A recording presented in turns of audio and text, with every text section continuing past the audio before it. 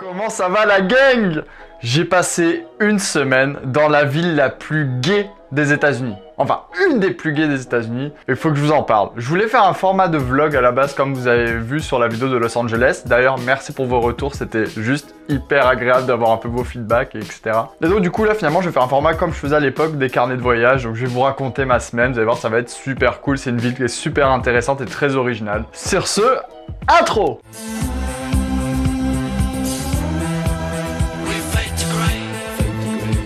Alors, après Los Angeles, on a pris la voiture avec Olivier. Pour ceux qui savent pas qui est Olivier, c'est lui. Ah, je savais que tu finirais par lécher des boules.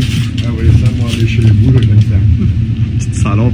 Donc en fait, avant de vous raconter ma semaine, c'est quoi Palm Springs en gros? Donc en gros, c'est une ville qui est au milieu du désert, un peu comme Las Vegas, mais c'est quand même très différent au niveau de l'architecture, etc. Mais en gros, Palm Springs, c'est connu pour être une ville LGBT en raison de son histoire, parce qu'il y a eu pas mal de personnes assez célèbres dans les années 70 qui sont venues comme des stars d'Hollywood, des personnalités LGBTQ+.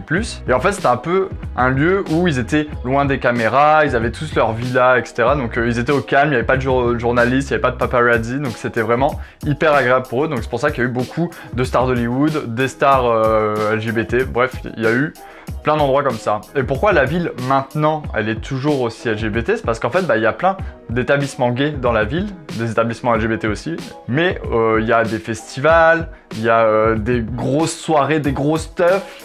Puis en fait la plupart des gays aussi viennent habiter là-bas pour faire leur retraite tranquillement. Bon, c'est des retraités qui sont bien pétés de thunes, mais beaucoup de gays aiment aller là-bas pour vieillir et mourir en fait, parce que c'est très paisible et c'est safe. Donc quand tu vieillis, t'es content d'avoir une safe zone et Palm Springs en fait partie. Et en plus, pour couronner le tout, le maire de la ville est gay. Tu peux pas faire plus gay dans une ville que d'avoir ton propre maire qui est gay, tu vois.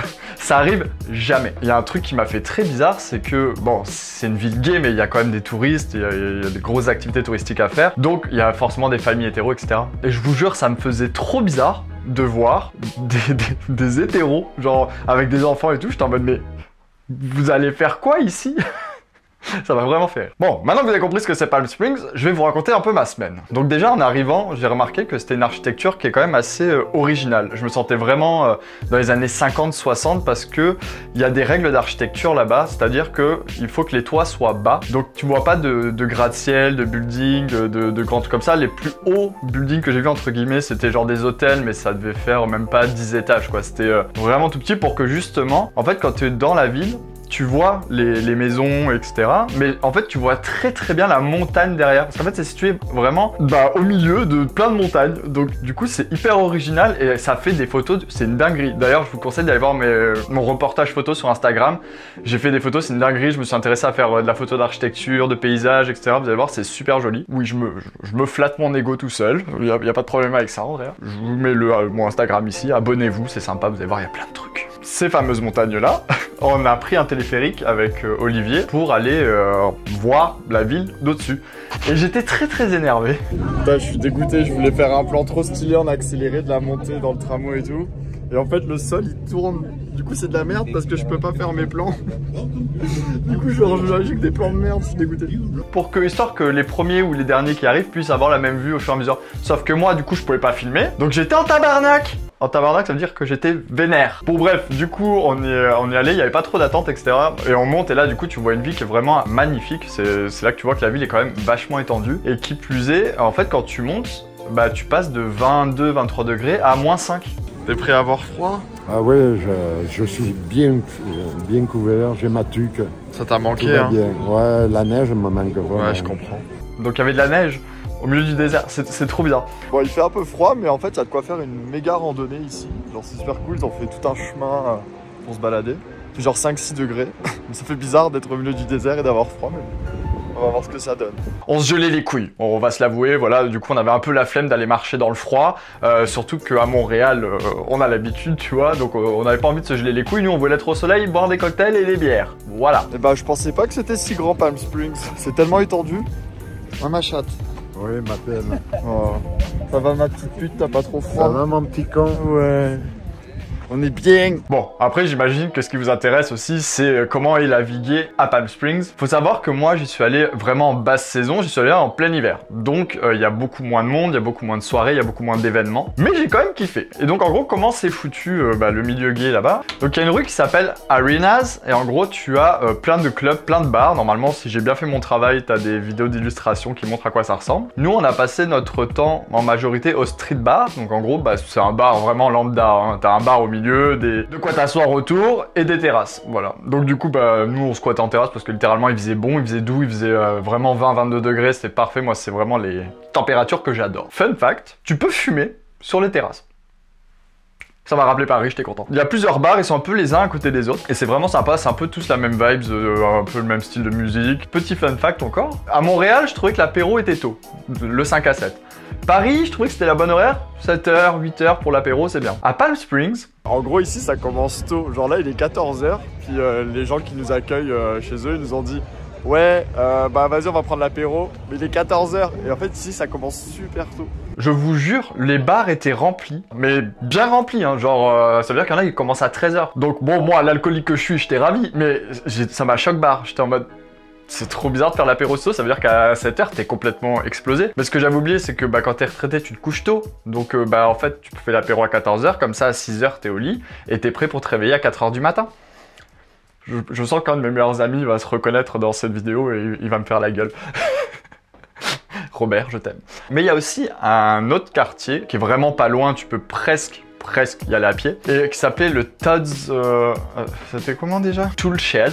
Et en gros, c'est un tout petit bar, vraiment pas très grand, effectivement, parce qu'il est petit. Et en gros, c'est tout étendu dehors, donc t'as des tables sous une espèce de préau, en gros. C'est vraiment le bar un peu cuir fétiche, donc moi j'étais au paradis. Et pareil, c'était rempli, genre à 15h, et pour trouver une table où t'asseoir, c'était une horreur, c'était vraiment galère. Yo, c'est Andrew du montage, juste pour vous dire aussi que les verres d'alcool là-bas, c'est servi, mais plus quoi. Genre, t'as ça de gin, t'as ça de tonic. On était bourrés en 3 verres. Voilà, c'est juste, l'information était importante à savoir. Mais par contre, j'ai bien kiffé.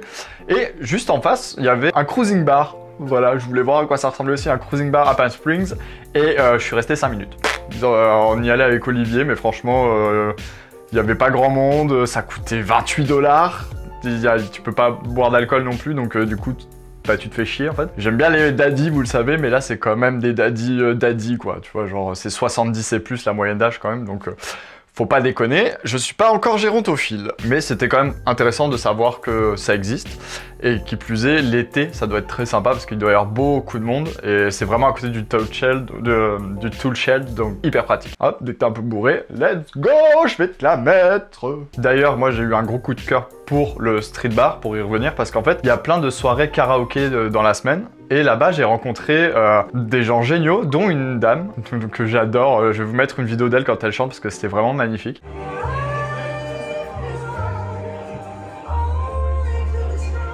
Et voilà, à chaque fois je la voyais, elle me racontait un peu sa vie de maintenant de retraité et tout, genre c'était...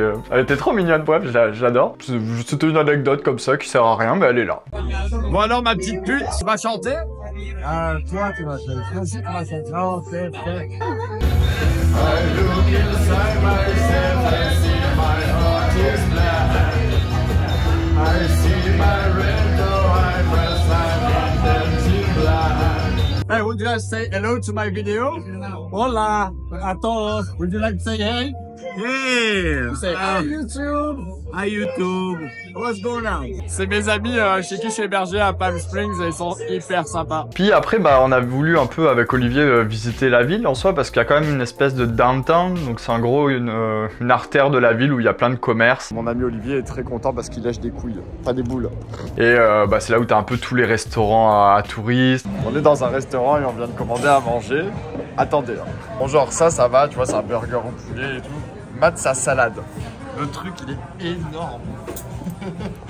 Tu vas tout manger? Ah, on va voir.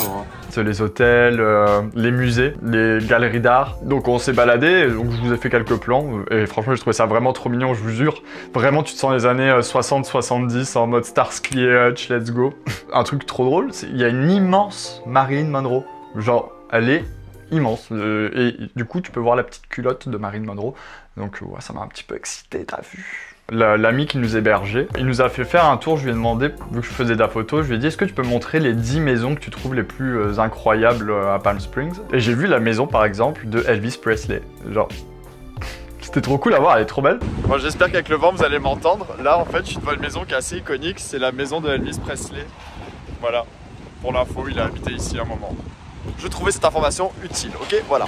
Et que je vous rappelle aussi que sur mon Instagram, il y a eu un reportage photo de Los Angeles et de Palm Springs, donc allez jeter un oeil, ça me fera plaisir, parce qu'en plus mes publications elles ont pas fait de like. Moi je me suis fait chier pour rien. C'est à peu près tout, genre c'était quand même une semaine assez chill. Est-ce que je vous recommande d'aller à Palm Springs? Alors j'aurais tendance à vous dire oui, s'il n'y avait pas des conjonctures actuelles avec les deux ozos là. Si on enlève ça, oui, franchement, Palm Springs, c'est génial, ne serait-ce que pour l'effet waouh d'une ville comme celle-là. On n'a pas l'habitude de voir ça en général. Donc juste pour l'effet waouh, pour l'architecture, le fait que tu te sens dans une ville safe, c'est une ville gay, que les gens sont sympathiques, détendus. Il y a plein de trucs à voir, il y a plein de musées, plein d'expositions, il y a des petites randonnées à faire. J'ai pas eu le temps de tout faire parce que je suis resté que 5 jours et c'est les vacances, tu sais, faut pas déconner, j'ai envie de me reposer un peu aussi. Donc oui, je vous recommande fortement d'y aller. Attendez peut-être un peu de voir si le climat change un peu aux États-Unis parce qu'en ce moment, franchement, c'est pas la joie. Sinon, il y a plein d'autres villes aussi, bon, aux États-Unis, genre Provincetown qui est très gay, mais je l'ai pas fait. Et après, bah, t'as plein d'autres villes aussi en Europe ou au Mexique, etc., qui sont très gays aussi et qui sont tout aussi sympathiques. Pour le côté se sortir dans une autre époque, genre années 60-70, c'était vraiment très original. Puis voilà, donc bah, j'espère que mon petit voyage vous a plu. N'hésitez pas à liker, commenter, vous abonner, partager, tout ça. Puis moi, je vous dis à bientôt pour une prochaine vidéo. Bisous!